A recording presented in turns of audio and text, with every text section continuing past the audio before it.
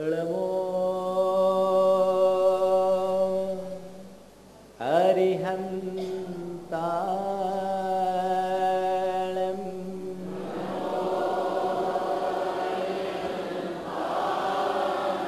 नमो सिद्धाणं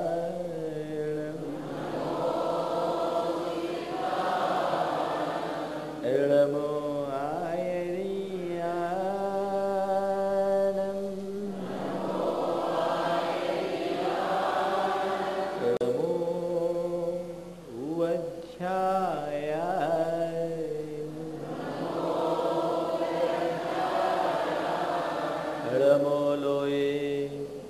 सवशाहुनं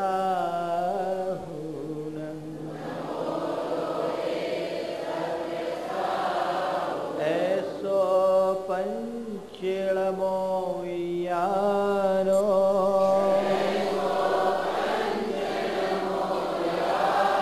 सवपावपणाशनो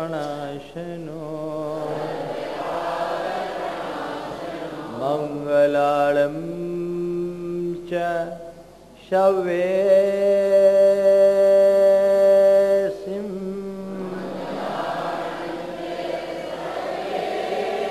पढ़ मम होई मंगलम।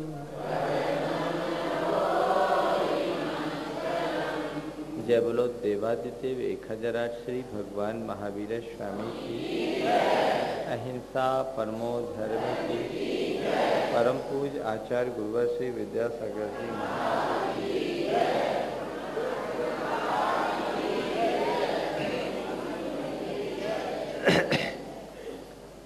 धन कन कंचन राजसुख सब ही सुलभ कर जान, दुर्लभ है संसार में एक यथार्थ ज्ञान। संसार में प्राणियों को बहुत सी चीजें अत्यंत सहज सुलभ हो जाती है, लेकिन कुछ चीजें ऐसी होती है जो अनेकों प्रयत्नों के बाद भी उपलब्ध नहीं होती। जो सहज प्राप्त है उन्हें हम सुलभ कहते हैं, और जो हमें कठिनाई से मिलती है उन्हें हम दुर्लभ कहते हैं। संत कहते हैं संसार के अनुकूल संयोग भी दुर्लभ है, और अनुकूल संयोगों से भी ज्यादा दुर्लभतम सद्ज्ञान की प्राप्ति है। 11वीं बोधि दुर्लभ भावना हमें केवल यही प्रेरणा देती है कि तुम देखो आज इस मनुष्यत्व के शिखर पर पहुंचे हो, थोड़ा विचार करो आखिर यहां कैसे आए। अनेक दुर्लभताओं को पार करके तुम मनुष्य हो सके हो। आज हम मनुष्य जीवन जी रहे हैं, बड़े आसानी से अपने जीवन को गंवा रहे हैं, लेकिन हमें पता नहीं कि इस मनुष्यत्व तक पहुंचने के पीछे हमें कितना मूल्य चुकाना पड़ा है। हमने कितनी कीमत अदा की है, कितनी बड़ी कीमत चुकाई है, जिसके परिणाम स्वरूप हम इस मनुष्य जीवन तक पहुंच पाए हैं। काश यदि हम इसका विचार करते तो अपने इस मनुष्य जीवन को यूं ही व्यर्थ में नहीं गंवाते। अपने जीवन में प्राप्त संयोगों की दुर्लभता को समझते हुए उनके सदुपयोग के संकल्प का नाम ही बोधि दुर्लभ भावना है। जब तक हम किसी चीज के मूल्य को नहीं समझते, उसके महत्व को नहीं समझते, तब तक न तो हमारे मन में उनकी सुरक्षा का ख्याल आता है और न ही सदुपयोग की भावना। जो चीज हमें जितनी अधिक मूल्यवान दिखती है, हम उसकी सुरक्षा के प्रति उतने ही ज्यादा सजग हो जाते हैं, और मूल्यवान वस्तु का उपयोग भी हम बहुत सावधानी से करते हैं। और जो चीज जितनी अधिक मूल्यहीन प्रतीत होती है, हम उसके प्रति उतने ही अधिक लापरवाह हो जाते हैं, और फिर हम उसका उतना ही अधिक दुरुपयोग कर डालते हैं।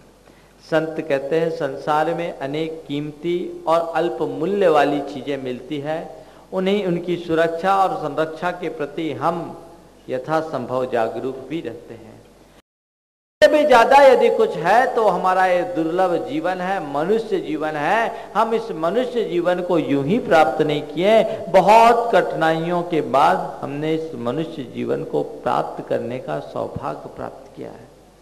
दुर्लभ है निगोद से सावर और त्रसगति पाना, सुर काया को नर काया को सुरपति तर से सो दुर्लभ प्राणी, उत्तम देश सुसंगति दुर्लभ श्रावक कुल पाना, दुर्लभ सम्यक दुर्लभ संयम पंचम गुण ठाना, दुर्लभ मुनिवर को व्रत धालन दीक्षा का धरना, दुर्लभ मुनिवर को व्रत पालन शुद्ध भाव करना, और दुर्लभ से दुर्लभ है चेतन बोध ज्ञान पावे, पाकर केवल ज्ञान नहीं फिर इस जग में आवे।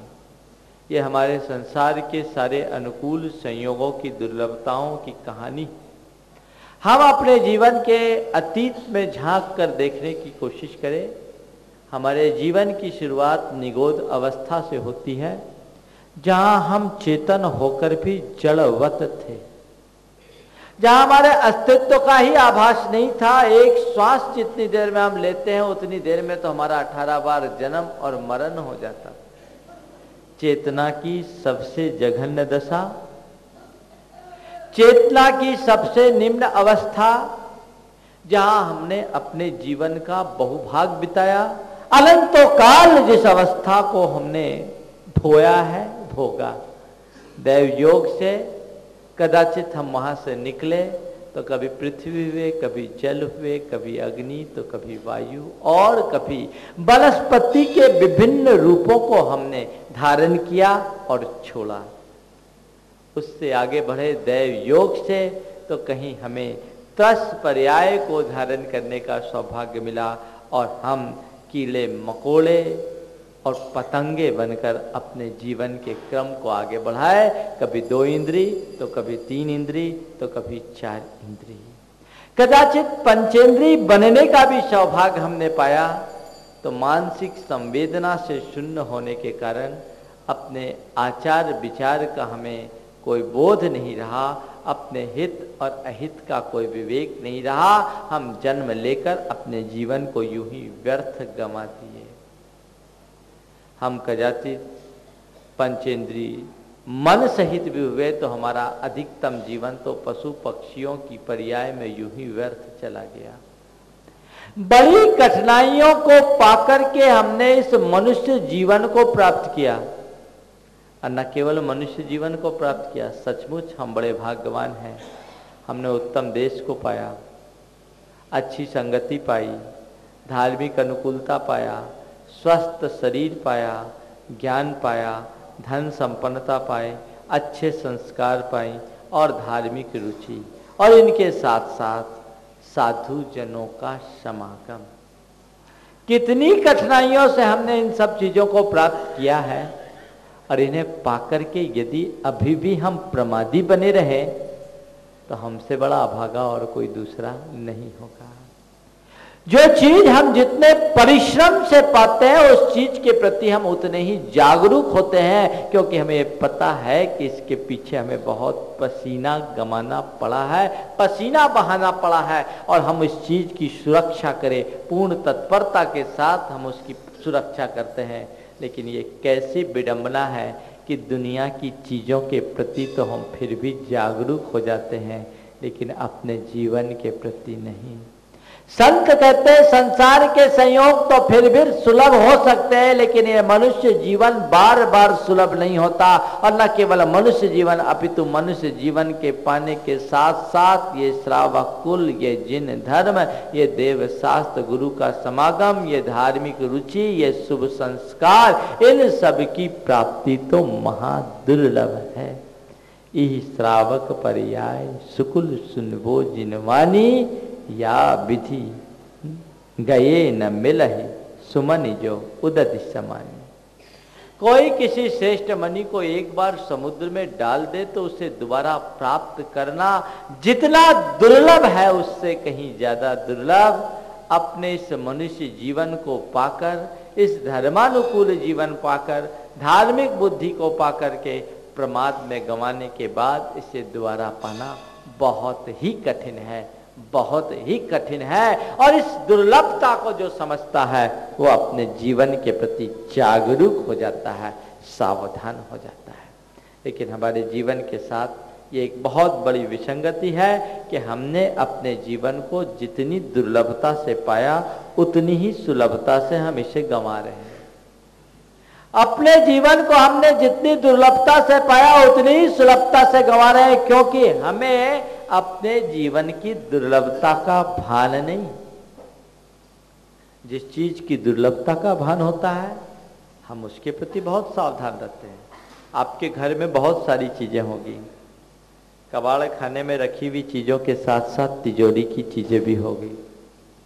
आप अपने घर में बहुत सारी चीजों को खुले में रखते हो, बैठक में सजा कर रखते हो। कुछ चीजें अपने घर के पिछवाड़े के कबाड़ खाने में डाल देते हो। कुछ चीजें ऐसी होती है जिन्हें एकदम खुलेआम दरवाजे के ओट में रख देते हो, और कुछ चीजें ऐसी होती है जिन्हें आप अपनी तिजोरियों में संभाल कर रखते हो।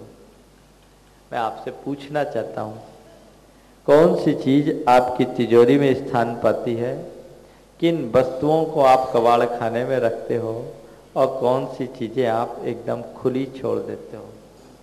मैं समझता हूँ जो चीज आपके लिए जितनी ज्यादा मूल्यवान दिखती है आप उस चीज को उतनी सुरक्षित रखने की कोशिश करते हैं, और जिन चीजों की का मूल्य जितना अल्प दिखाई पड़ता है आप उस चीज को उतनी ही खुलेपन में छोड़ देते हैं। करते हैं ना? ऐसे ही करते हैं। आप अपने झाड़ू को दरवाजे के ओट में रख देते हो, लेकिन कभी अपने गले की चेन को खूंटी पर टांगने का प्रयास नहीं करते। कभी रखे हो? अपने कपड़े आप खूंटी पर टांग देते हो, लेकिन अपने आभूषणों को आप खूंटी पर टांगने की भूल कभी नहीं करते। किसने सिखा दिया? किसने समझ दी? यदि ऊपरी दृष्टि से देखा जाए तो तुम्हारे कबाड़ खाने की चीज और तुम्हारी तिजोरी की चीज दोनों बराबर है। सोना है या मिट्टी है तो दोनों मिट्टी, एक चमकदार है एक बिना चमक की, लेकिन फिर भी आप सोने को बहुत संभाल कर रखते हो और मिट्टी को खुले छोड़ देते हो। ये भेद किसने सिखाया? आपको पता है कि मिट्टी तो चाहे जहां और चाहे जितनी चाहे जब मिल जाएगी, लेकिन सोना के लिए रकम चुकानी पड़ती है, उसके लिए कीमत लगानी पड़ती है। वो कीमती है, इसलिए यदि हमने उसे खुला छोड़ दिया और वो एक बार खो गया तो सब खो गया, जीवन भर की कमाई व्यर्थ हो गई। इसलिए सोने जैसी बेशकीमती चीज को हम ऐसे नहीं रख सकते, उसे तो संभाल करके रखना पड़ता है। और सोना ही नहीं, कोई जवाहर हो कोई रतन हो तो उसके लिए तो और ज्यादा। ऐसे नहीं रखते आप एकदम खुले में। आप अपने घर में एक तिजोरी रखते हैं, इस तिजोरी के भीतर एक अलग से सेल्फ बना होता है। सेल्फ के अंदर आपकी एक डिबिया होती है, उस डिबिया के अंदर एक और डिबिया होती है, फिर उस डिबिया में एक छोटी सी और डिबिया होती है, और उस डिबिया में एक पुड़िया होती है, पुड़िया के अंदर एक और पुड़िया होती है, फिर उस पुड़िया के भीतर आपकी वो नन्ही सी गुड़िया होती है। किसने सिखाया आपको? किसने समझाया? कहां प्रशिक्षण लिया? किसी प्रवचन में सुन के आए थे क्या? नहीं महाराज, इतना तो हमें पता है कि जो चीज कीमती है उसको संभाल कर रखना चाहिए। संत कहते यही तो हम बोल रहे हैं, जो कीमती है उसे संभाल कर रखो। ध्यान रखो, तुम अपने घर में रहने वाले हीरे की नग की तो सुरक्षा करते हो, तुम्हें उस हीरे की कीमत तो दिखाई पड़ती है, लेकिन हीरे से भी बेशकीमती जो तुम्हारा जीवन है वो तो बिल्कुल मूल्यहीन दिखता है। तुम्हें दौलत मूल्यवान दिखती है, तुम्हें धन की कीमत समझ में आती है, लेकिन दुर्भाग्य है कि तुम धन का तो मूल्यांकन करते हो, जीवन धन की सदैव उपेक्षा करके चल रहे हो। संत कहते हैं धन की नहीं, जीवन धन की कीमत समझने की कोशिश करो। संसार की कीमती से कीमती, मूल्यवान से मूल्यवान वस्तु को कम बेसी कीमत देकर खरीदा जा सकता है, लेकिन जीवन को कभी खरीदा नहीं जा सकता। एक तरफ तुम्हारी सारी जिंदगी भर जोड़ी हुई संपत्ति हो और दूसरी तरफ तुम्हारा जीवन हो। तुम अपनी संपत्ति को दांव पर लगा करके यदि अपने जीवन को बचाने की कोशिश करोगे तो तुम्हारी संपत्ति तुम्हारे जीवन को दिलाने में समर्थ नहीं होगी। तो फिर तुम सोचो कीमत जीवन का है या उस जल संपदा का?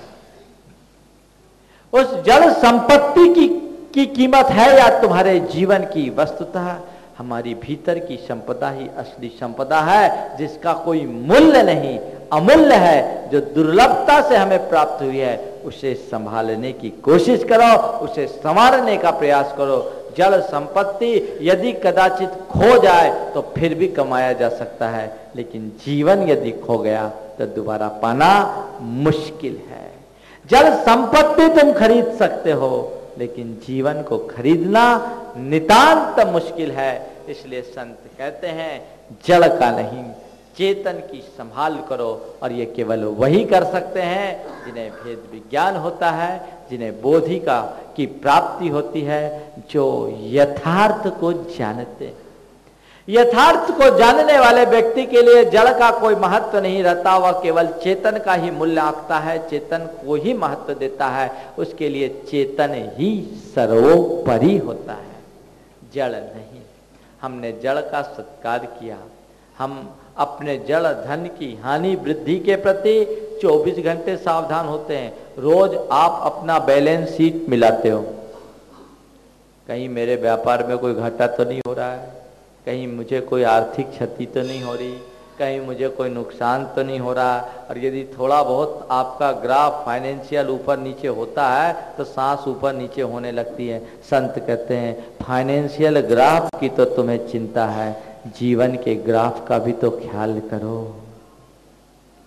जीवन के ग्राफ का भी विचार करो। वो ग्राफ तो नीचे गिरने के बाद भी ऊपर उठ सकता है, लेकिन कहीं ऐसा ना हो उस ग्राफ को ऊपर उठाने के चक्कर में तुम इस ग्राफ को नीचे गिरा दो।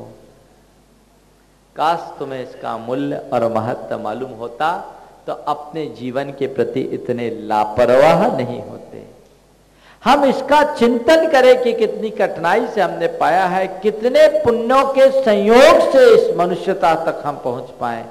लेकिन हम क्या करें, एक आदमी छोटे सी पहाड़ी चढ़ता है तो कदम कदम संभल संभल करके चलता है और फिर याद रखता है कि मैं इस पहाड़ी को किस तरीके से चढ़ाऊं और कैसे उतरा हूं। कोई आदमी यदि हिमालय चढ़ जाए, हिमालय की ऊंचाई को छू करके आए, तो वो जीवन भर उसकी स्मृतियों को अपने मन में कायम रखता है और जब कभी भी बताता है कि देखो इस हिमालय की दुर्लभ ऊंचाई का स्पर्श मैंने कैसे किया, कितने श्रम से, कितनी मेहनत से मैं हिमालय की चोटी पर पहुंचा, कहाँ कहाँ फिसलन थी, कहाँ कहाँ खाइयाँ थी, कहाँ कहाँ रुकावटें थी, कैसे कैसे मैं चला और चढ़ा और ऊपर तक पहुंचा। एक हिमालय की पहाड़ी को चढ़ने में आने वाली तमाम कठिनाइयों का हमें स्मरण है, लेकिन इस मनुष्यता के शिखर पर हम कैसे आए इसका हमें कोई आभास नहीं। संत कहते काश इसका आभास होता। पुण्य के योग से ही ये सारी अनुकूलताएं मिलती है और जैसे ही पाप की प्रबलता आती है हमारी सारी अनुकूलताएं छीन हो जाती। एक बार ऐसा हुआ, एक योगी अपने ध्यान में निमग्न थे। एक घबराया हुआ चूहा उनके चरणों में आया और चूहे ने संत से कहा कि गुरुदेव रक्षा करो, रक्षा करो, रक्षा करो, बचाओ बचाओ बचाओ। संत उस चूहे की पीड़ा को देखकर द्रवीभूत हो उठे।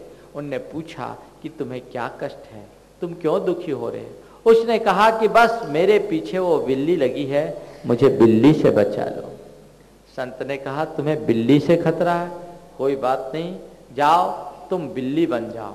उन्हें वचन सिद्धि प्राप्त थी, उनके मुख से ऐसे निकला कि तुम बिल्ली बन जाओ और वो चूहे ने बिल्ली की शक्ल पा ली, चूहा बिल्ली बन गया। 2 रोज बाद वो बिल्ली घबराई हुई संत के पास आई, प्रभु त्राही माम त्राही माम त्राही माम, मुझे बचाओ मुझे बचाओ, मेरी रक्षा करो मेरी रक्षा करो मेरी रक्षा करो। संत ने पूछा क्या हो गया? उन्होंने कहा प्रभु वो कुत्ता मेरे पीछे लगा है, बचा लो। तुम्हें कुत्ते से खतरा है, चलो कोई बात नहीं, मैं तुम्हें कुत्ता बना देता हूं, जाओ स्वानो भव। और वह बिल्ली से कुत्ता बन गया। हफ्ता भर बाद वो कुत्ता घबराया हुआ आया, बोले प्रभु आपने मुझे क्या बना दिया? बड़ी खराब जिंदगी है, जहाँ जाता हूँ दूर दुराया जाता हूँ और लड़के लोग चाहे जब मुझ पर ढेला फेंकते रखते हैं, पत्थर मारते रहते हैं, मुझे तो इससे मुक्ति दिलाओ। क्या बनना चाहते हो? मुझे जंगल का हिरण बना दो। ठीक है, मृगो भाव। वो हिरण बन गया, जंगल में कुलाचे मारता दौड़ता रहा, चौकड़ी भरता रहा। लेकिन एक दिन वही हिरण हाँफता कांपता पसीना से तरबतर उनके चरणों में आया और कहा, प्रभु बचा लो, अब मरा। क्या हो गया भाई? बोले, वो शेर मेरे पीछे लगा है, शेर मेरे पीछे लगा है, आप बचा लो, रक्षा कर लो। अच्छा, तुम्हें शेर से भय है? जाओ, मृगेंद्रो भाव मृगराजो भाव, तुम शेर बन जाओ। और हिरण शेर बन गया, जंगल का राजा बना फिरता रहा। एक दिन उस शेर के मन में विचार आया कि जो मुझे चूहे से शेर बना सकता है, वो शेर से मुझे चूहा भी बना सकता है। और साधु संतों का क्या भरोसा, अभी मुझ पर प्रसन्न है, कृपा करके चूहे से शेर बना दिया, अब कदाचित नाराज हो जाए तो वापस शेर से चूहा बना देंगे, तो फिर मेरी दुर्गति होगी। अब तो मैं शेर हूं, हमेशा को शेर बना रहूं, क्यों ना इन्हें अभी मैं अपने रास्ते से अलग कर दूं, तो हमेशा को शेर बना रहूंगा। इतना विचार उसके मन में आया और वह अपने इस दूषित विचार से प्रेरित होकर संत के पास पहुंचा और उन पर झपट्टा मारने ही वाला था कि संत ने उसके मनोभावों को ताड़ लिया और जैसी वो शेर उन पर झपट्टा मारता, उससे पहले ही उनने कहा, पुनर्मूस को भाव, और वो शेर फिर से चूहा हो गया। आपको उसकी नादानी पर हंसी आ रही होगी, लेकिन बंधुओं, ये किसी और की कहानी नहीं है, ये हमारी तुम्हारी कहानी है। चूहे से हमारे जीवन की शुरुआत होती है, यानी निगोद से हमारे जीवन की यात्रा होती है। और संत और कोई नहीं है, संत की कृपा है, हमारे अंदर के पुण्य की कृपा। और पुण्य की कृपा से जब हम मनुष्य जैसे शेर बनते हैं, तो बाद में उस पुण्य को ही खाने में लग जाते हैं। और जब व्यक्ति पुण्य से प्राप्त नरजीवन के महत्व को भूलकर अपने पुण्य के भोग में ही मस्त होता है, तो वापस नरक और निगोद का चूहा बनने को मजबूर होना पड़ता है। जहां से आए तो वहीं जाने को मजबूर होना पड़ता है। कहीं तुम्हारी स्थिति भी ऐसी ना हो जाए, इसलिए अपने जीवन की दुर्लभता को पहचानो और उसे सार्थक बनाने का शुभ संकल्प जगाओ। मन में ऐसी भावना और वृत्ति प्रकट होनी चाहिए। जब ऐसी भावना हमारे मन में प्रबल हो जाती है, तभी हम अपने जीवन के प्रति सावधान होते हैं। पर बंधुओं, आज हमें बहुत कम लोगों को ऐसा लगता है कि उन्हें अपने जीवन का कोई मूल्य समझ में आता है, अपने जीवन का कोई महत्व समझ में आता है। आपने ख्याल किया, आपने अपने जीवन के साथ जुड़ी हुई तमाम चीजों का मूल्यांकन कर रखा होगा, यहां तक कि आपके घर के कबाड़ खाने में रखी हुई चीज का भी आपने कोई ना कोई मूल्य आंक रखा होगा कि कबाड़ी को बेचेंगे तो ₹2 किलो तो खरीद ही लेगा। कबाड़ खाने से लेकर तिजोरी तक की चीजों की आपने कीमत आंकी होगी, लेकिन अपने जीवन की आपने अपने जीवन का कोई मूल्यांकन किया कि मैंने अपने जीवन की कितनी पूंजी गंवा दी और कितनी शेष है? कभी नहीं किया होगा, क्योंकि हमने इसकी कीमत कभी समझी ही नहीं। एक आदमी यदि मकान बनाता है तो अपने मकान पर रखी जाने वाले एक एक ईंट, एक एक इंच लोहा और एक एक रत्ती सीमेंट और गारे का हिसाब किताब रखते हैं ना। लेकिन उस मकान पर रखी जाने वाली एक एक तुम्हारी जो एक एक सांस खप रही है, इसका कोई हिसाब है? शायद इसका कोई हिसाब नहीं होगा। उस मकान पर रखी जाने वाली एक एक ईंट के साथ जो तुम्हारी एक एक सांस खप रही है, तुमने उसका कभी कोई वैल्यूएशन नहीं किया होगा। और मान लो उस मकान पर रखी जाने वाली आखिरी ईंट के साथ तुम्हारी जीवन की अंतिम सांस निकल जाए, तो उस मकान की कीमत क्या होगी? कभी कल्पना किया? और ऐसा हो भी सकता है, लेकिन हम उसका कभी कोई मूल्यांकन नहीं करते। हम दुनिया के और मामलों में तो बहुत सजग होते हैं, लेकिन जीवन के मामले में बहुत लापरवाह बन जाते हैं। कुरल काव्य में लिखा है कि गांठ से 2 रुपया गुमता है, दिन भर अफसोस करते हो। गांठ से 2 रुपया गुमता है, दिन भर अफसोस करते हो, जीवन धन घुमा जा रहा है, उसका कुछ भान है? कभी विचार किया? तुम्हारा जीवन धन तुम्हारे हाथ से जा रहा है और तुम इसी तरह लापरवाह बने हो, तो आखिर अपने जीवन का क्या लाभ लिए, अपने जीवन का क्या उपयोग किए? हम उन बातों को ध्यान नहीं रखते। हमें इतनी तो सावधानी रहती है कि नल का पानी फालतू ना बहे। नल का पानी फालतू बहता है इसकी हमें परवाह है, पर जीवन बेकार में बह रहा है इसकी हमें कोई परवाह नहीं। बिजली व्यर्थ में जल रही है इसकी हमें चिंता है, जीवन व्यर्थ हो रहा है इसकी हमें कोई चिंता नहीं। इसी चिंतन का नाम बोधि दुर्लभ भावना है। बोधि दुर्लभ भावना का मूल अर्थ कुल इतना है कि जीवन की दुर्लभता, जीवन की संयोगों की दुर्लभता को समझकर जीवन को कल्याण के पथ पर अग्रसर करें। किस भांति हम कल्याण के मार्ग में आगे बढ़े, ये प्रयास और पुरुषार्थ हमारा निरंतर बने रहना चाहिए।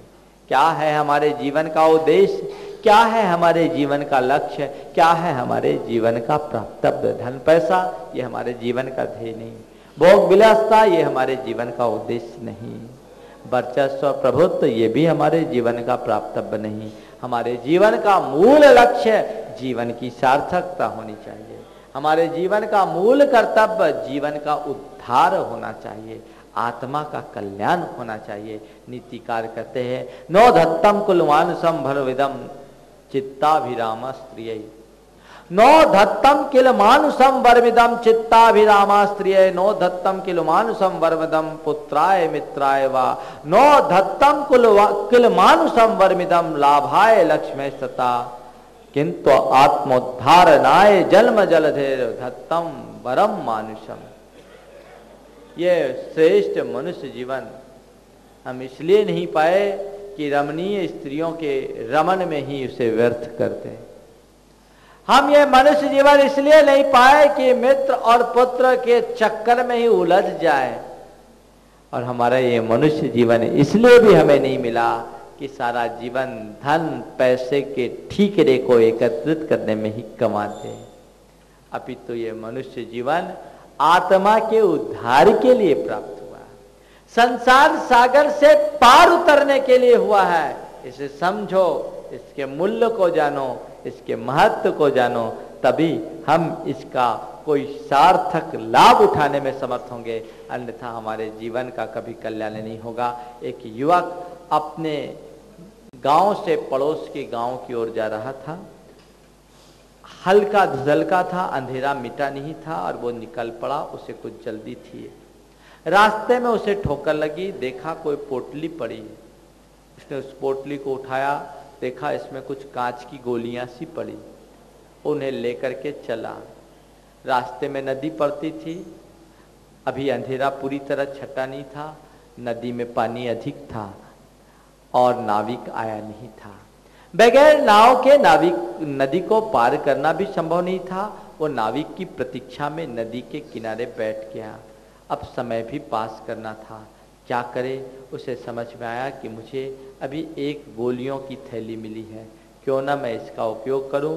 और उसने उसमें से एक गोली उठाई और नदी में उसे मार फेंका। छपाक की ध्वनि आई, एक हल्की सी वलय की तरंग उत्पन्न हुई और वह उस मोहक तरंग में खो गया। यूं करके उसका समय बीता। थोड़ी देर बाद उसने दूसरी और फिर तीसरी, फिर चौथी, ऐसे करते करते उसने अपनी पोटली की एक एक गोली को फेंक फेंक करके बाहर कर दिया। तब तक पर्याप्त प्रकाश हो गया और नाविक भी आ गया। वो अपनी अंतिम गोली को फेंकने ही वाला था कि तभी उसके मन में आया कि थोड़ा देखो तो सही ये गोली कैसी है जिसने इतनी देर तक मेरा साथ निभाया। और जैसे ही उसकी नजर उस गोली पर पड़ी, उसकी आंखें फटी रह गई। उसने कहा हाय, मैंने तो बड़ा बुरा कर दिया। जिसे मैं कांच की गोली मान करके फेंक रहा था, ये तो कीमती जवाहर है, रत्न है, मैंने सब गोलियों को व्यर्थ फेंक दिया। काश ये प्रकाश पहले हुआ होता तो मैं अंधेरे में उन गोलियों को नहीं फेंका होता। धिक्कार है मुझे जो रत्नों की मिली इस पोटली को व्यर्थ गंवा दिया। चलो कोई बात नहीं, अब ये जो एक मिला है इसे बचा करके रखना चाहिए। बंधुओं, उस व्यक्ति की नादानी पर आपको हंसी आ रही होगी, लेकिन वो व्यक्ति और कोई नहीं है, हम और आप ही हैं। हम सबको ये जो मनुष्य जीवन मिला है वो किसी रत्नों की पोटली से कम नहीं मिला, लेकिन रत्नों की पोटली से कीमती इस जीवन को हम यूं ही व्यर्थ समय पास करने में गंवा रहे हैं। हमारे जीवन की एक एक सांस किसी रत्न से कीमती नहीं, लेकिन हम उसे समझ नहीं रहे हैं, उसका मूल्य हमें समझ में नहीं आ रहा है, उसका महत्व हमें समझ में नहीं आ रहा है। यदि हमने इसके मूल्य को समझा होता, इसके महत्व को समझा होता, तो विषय कषायों के चक्कर में नहीं उलझे होते, पाप अनाचार और असंयम में मुक्त नहीं हुए होते। बंधुओं, इनको समझे, लेकिन क्या करें, हमें अपने जीवन का महत्व तब समझ में आता है जब हमारा जीवन हमारे हाथ से छूटने को होता है। मौत जब सामने आकर खड़ी होती है तब हम सोचते, अरे मैंने अपने जीवन में तो कुछ किया ही नहीं, तुम अचानक कैसे आ गए। थोड़ा रुको, कुछ पल की मोहलत दे दो, ताकि मैं अपनी इच्छाओं को पूरी कर लूं, मैं अपनी योजनाओं को साकार कर लूं। लेकिन मौत हमें एक पल की भी मोहलत नहीं देती। सच है, जो अपने जीवन में प्राप्त अवसरों का सदुपयोग नहीं करते, उनके जीवन में कभी अच्छे अवसर नहीं आते। इस मनुष्य जीवन के दुर्लभ अवसर को समझे, इनके महत्व को समझे, इसी का नाम बोधि दुर्लभ है। बोधि का मतलब है यथार्थ का ज्ञान। ज्ञान अलग चीज है और बोधि अलग चीज है। ज्ञान का मतलब है केवल सूचनाओं का संग्रह, और बोधि का मतलब है विरक्ति से युक्त ज्ञान। एक ज्ञान है जो जानने के बाद भी हमें अनजान बनाए रखता है, वो केवल दिमाग का बोझ बना होता है। और दूसरा ज्ञान है जो हमें विरक्ति की ओर लगा देता है। सद्ज्ञान वही है, भले हमें अक्षर ज्ञान न हो, लेकिन आत्मा के कल्याण का भाव हो तो वो यथार्थ ज्ञान है। अक्षर ज्ञान बहुत हो पर आत्म कल्याण का भाव नहीं तो वो ज्ञान अयथार्थ ज्ञान है। उस ज्ञान से हमारा कभी कोई कल्याण नहीं हो सकता। एक बार एक अमेरिकी विद्वान मेरे पास आए, जैन दर्शन पर वो शोध कर रहे थे, काफी गहरी उनकी रुचि थी और जैन दर्शन की बारीकियों की बड़ी सूक्ष्म विवेचना भी वो करते थे। वो कहते थे कि संसार में सबसे श्रेष्ठतम धर्म यदि कोई है तो जैन धर्म है, और अहिंसा से अच्छा कोई मार्ग नहीं है, अनेकांत जैसे दर्शन से अच्छा कोई दर्शन नहीं है।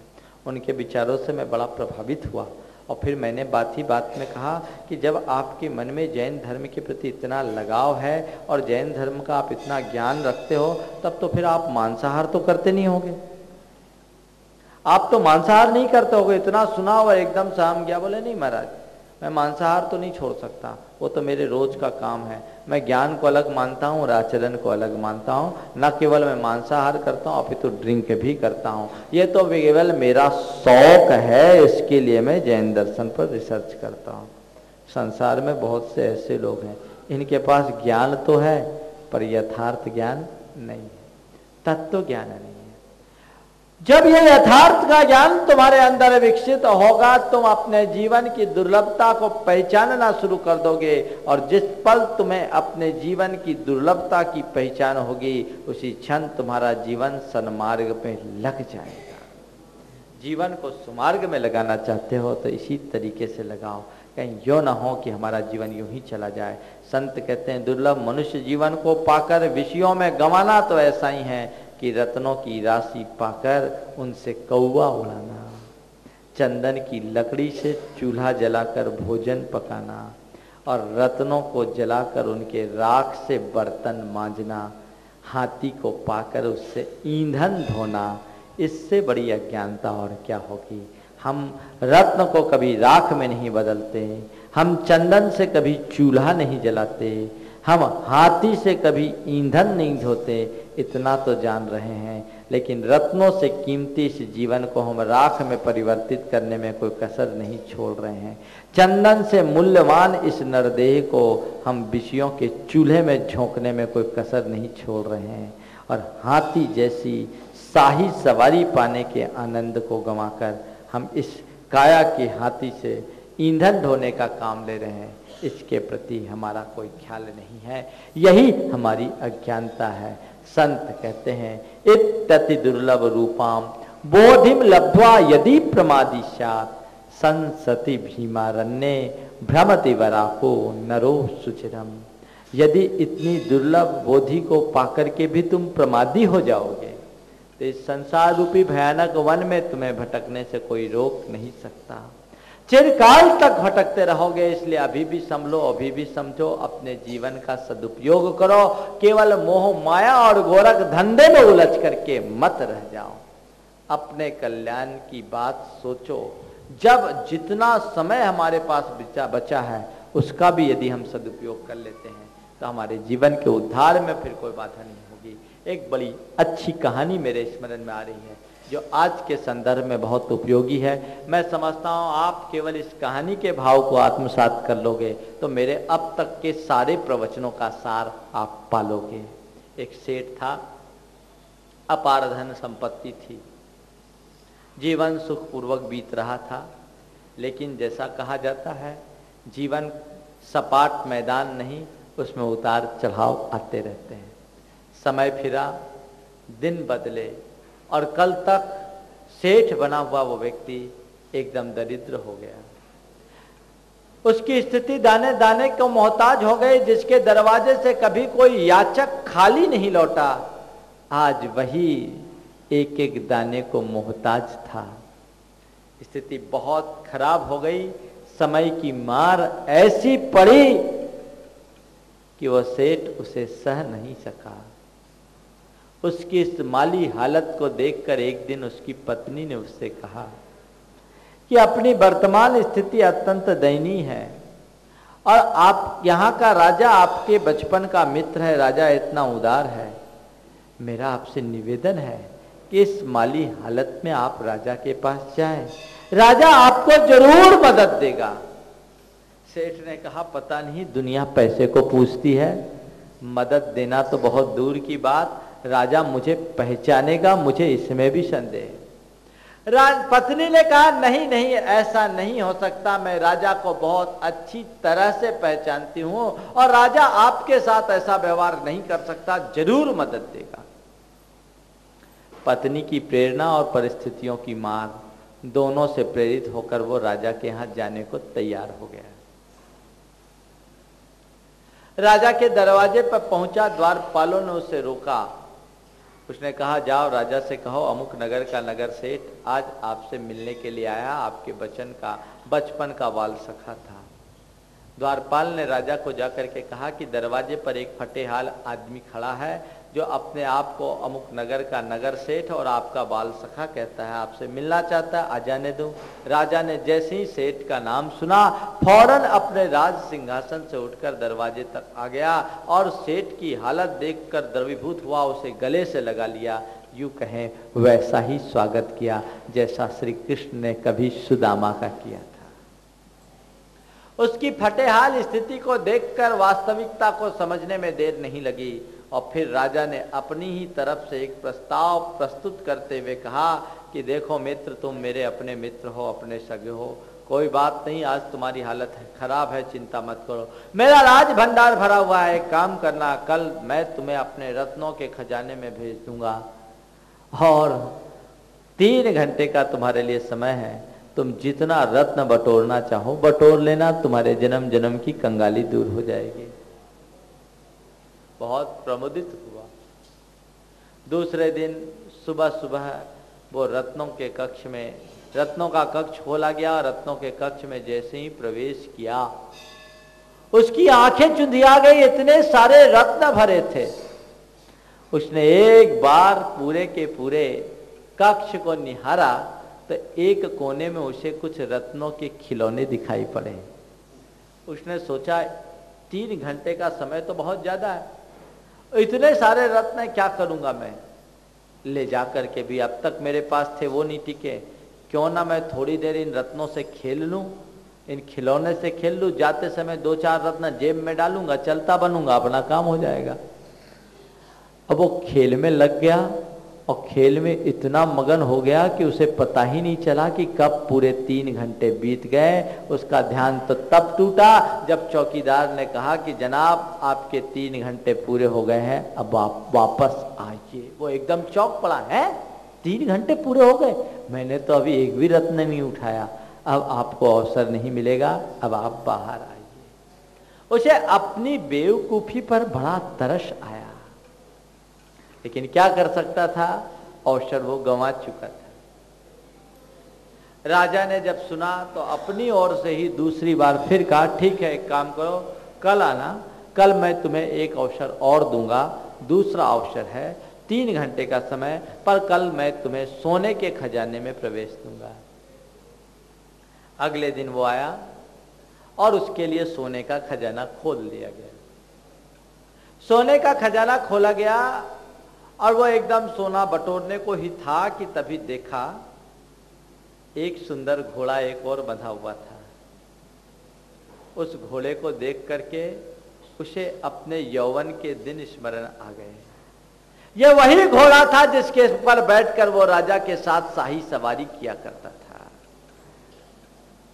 उसके मन का पुराना जोश फिर से जागृत हो उठा। उसने सोचा, अरे 3 घंटे तो बहुत है, ये घोड़ा तो एक पल में आसमान से बात कर लेता है, क्यों ना मैं यहाँ आया हूं तो थोड़ी देर इस घोड़े की सवारी कर लूं, लौट कर आऊंगा, फिर सोना लेकर के चले जाऊंगा। और ये सोचकर जैसे ही उस घोड़े पर बैठा, घोड़ा आसमान में उड़ गया, लौट कर आया तो 3 घंटे बीत चुके थे। 3 घंटे बीत चुके थे, अब की बार भी वो सफल नहीं हो सका। राजा ने सुना तो उससे कहा, ठीक है तुम्हें एक आखिरी मौका मैं अपनी ओर से और देता हूं, कल तुम फिर से आना और अब की बार तुम्हें चांदी के खजाने में जाने का अवसर मिलेगा।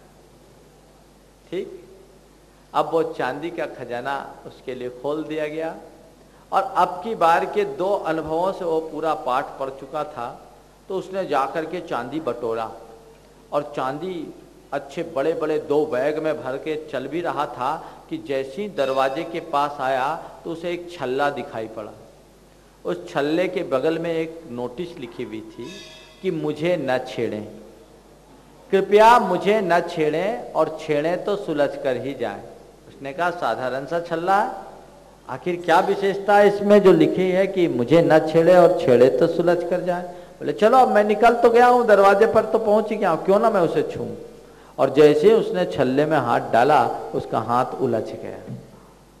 अब हाथ उलझ गया तो क्या करे, उसने अपने दूसरे हाथ के बैग को भी नीचे रखा और दूसरा हाथ उस छल्ले को सुलझाने में लगा दिया और छल्ले को सुलझाते सुलझाते पूरे 3 घंटे गोल हो गए और महानुभाव को खाली हाथ बाहर आना पड़ा। वो खाली हाथ बाहर आया।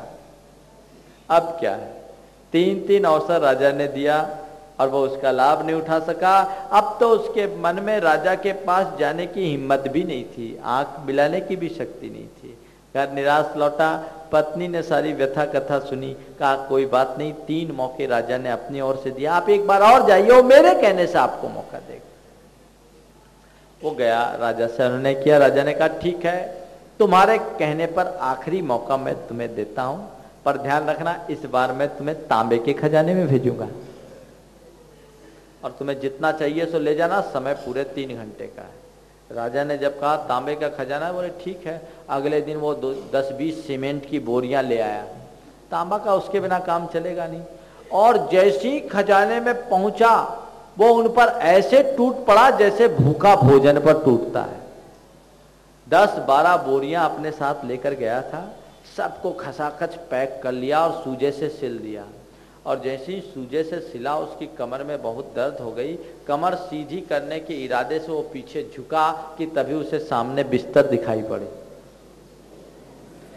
कमर सीधी करने के भाव से जैसे वो पीछे झुका, सामने बिस्तर दिखाई पड़ी। उसने सोचा राजा मेरा कितना ख्याल रखता है, मालूम था कि मैं थक जाऊंगा, इसलिए बिस्तर लगा दिया। अभी तो बहुत समय, आधा घंटे नहीं बीते, 2.5 घंटे, क्यों ना मैं थोड़ा सुस्ता लूं, फिर बाहर जाऊंगा। वो उस पर लेटा, सो गया, सो गया, सो गया। अब गया खो गया। उसकी नींद तो तब टूटी जब उनसे कहा गया, महानुभाव 3 घंटे पूरे हो गए, अब आप बाहर आओ। बंधुओं, उस व्यक्ति की मूर्खता पर हमें हंसी आ रही है ना? काश हंस लेते अपने ऊपर। ये कहानी किसी और की नहीं, ये कहानी हमारी तुम्हारी सबकी है। वस्तुतः हमें जो दुर्लभ मनुष्य जीवन मिला, इस मनुष्य जीवन में राजा के द्वारा दिए गए 4 अवसर, हमारे जीवन में पुण्य के प्रसाद से प्राप्त 4 अवसर हैं। उसमें सबसे पहला अवसर है बचपन, जो हीरे जैसा कीमती होता है, लेकिन हम उसे खेल में गंवा देते हैं। बचपन बीता खेल कूद में, तरुणी संग तरुणाई, अर्ध मृतक सम बूढ़ापन है, कैसे बचोगे भाई। हम अपने बचपन को खेल कूद में गंवा देते हैं। वो जो खिलौने हैं वो हमारे बचपन के खेल कूद के प्रतीक हैं, जो हम अपने सारे बचपन को उन खिलौनों में खेल खेल करके बर्बाद कर देते हैं, और रत्नों जैसे जीवन का भी हम कोई उपयोग नहीं कर पाते। दूसरापन है यौवन। जब हम यौवन में आते हैं तो यौवन के मद में हम मदहोश हो जाते हैं। वो घोड़ा और कोई नहीं है, वो जवानी के जोश का घोड़ा है, जिसमें सवार होने वाला अपना होश गंवा देता है और आसमान में उड़ता रहता है, जीवन यूं ही बर्बाद कर देता। और वह हमारे जीवन का स्वर्णिम क्षण होता है, जिसे हम यूं ही बर्बाद कर डालते हैं। तीसरा पन है हमारा प्रौढ़ावस्था का, जो गृहस्थी का है। वो हमारा चांदी जैसा जीवन है। जैसे जैसे हमारी उम्र बढ़ती है, हमारे जीवन का मूल्य और महत्व दोनों घटता जाता है, इस बात को ध्यान रखना। वो चांदी जैसा जीवन था, उससे जो लौट करके आया, वो जो छल्ला था वो और कुछ नहीं था, वो था गृहस्थी का छल्ला, जिसमें एक बार हाथ डाला तो निकालना बड़ी मुश्किल है। गृहस्थी के छल्ले में एक बार हाथ डाला तो निकालना मुश्किल होता है। संत कहते घबराओ मत, पहली कोशिश करो उस छल्ले में हाथ ही न डालो। पहली कोशिश हो कि उस छल्ले में तुम्हारा हाथ ही ना जाए, और यदि कदाचित तुम्हारा हाथ चला भी जाता है तो उसी को उसमें रहने दो, दूसरे हाथ को फ्री रखो। दूसरे हाथ को उसको सुलझाने में लगोगे तो सुलझ नहीं पाओगे, समय अपना यूं ही चला जाएगा। इसलिए यदि एक पांव तुम्हारी गृहस्थी में चला भी गया है, एक हाथ उस छल्ले में उलझ भी गया है, तो दूसरे हाथ से सत्कर्म करते रहो, तुम्हारे जीवन का उद्धार हो जाएगा। और दूसरे हाथ को भी उसमें लगा दिए तो फिर तुम कहीं के नहीं रहोगे। और आखिरी पन है बुढ़ापा, जिसकी कीमत तांबे जैसी होती है, ज्यादा कीमत नहीं होती। और वो जो बिस्तर था ना, वो बुढ़ापे का प्रतीक है। जैसे तैसे बुढ़ापे का जीवन मिलता है और हम बिस्तर में पड़े पड़े वहां उसे गंवा देते हैं, कुछ पा नहीं सकते, और मौत का फरमान हमारे आगे आ जाता है और हमें अपने जीवन को यूं ही गंवाना पड़ता है। बंधुओं, देख लो हमने अपने किस पन को गंवाया है। बचपन गया तो यौवन को संभालो, यौवन बीत गया तो प्रौढ़ावस्था में संभल जाओ, और प्रौढ़ावस्था भी बीत गया तो कम से कम बुढ़ापे को तो संभाल लो।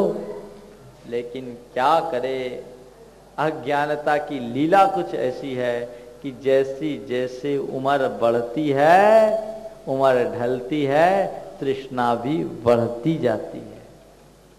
कब्र में पांव लटक जाने के बाद भी लोगों को होश नहीं आता, केवल विषयों के चक्कर में लगे रहते हैं। एक आचार्य ने वृद्धावस्था में होने वाली शारीरिक क्षीणता का बहुत सुंदर रेखांकन करते हुए मनुष्य के ऊपर एक बहुत सुंदर उत्प्रेक्षा की। वो कहते हैं, बपुः कुब्जी भूतम गतिरपि च तया यष्टि शरणा, विशीर्णा दंताली श्रवण विकलम श्रोत्र युगलम, शिरा शुक्लम चक्षु तिमिर पटलैरावृत महो मनोते निर्लज्ज तदपि विषयेषु स्पृहयति। बुढ़ापा के कारण शरीर कुबड़ा हो गया, कमर झुक गई। मालूम बुढ़ापे में कमर क्यों झुकती है? क्योंकि अब नीचे जाना है तो तैयारी हो रही है, आधे चले गए, आधे बाद में चले जाएंगे। बपू कुब्जीभूतम, शरीर कुबड़ा हो गया, परिणाम स्वरूप गतिरपिच तया यष्टि शरणा, अब चाल भी लाठी के अधीन हो गई। 3 पांव से चलना पड़ता है, बिना लाठी के सहारे अब चल नहीं सकते।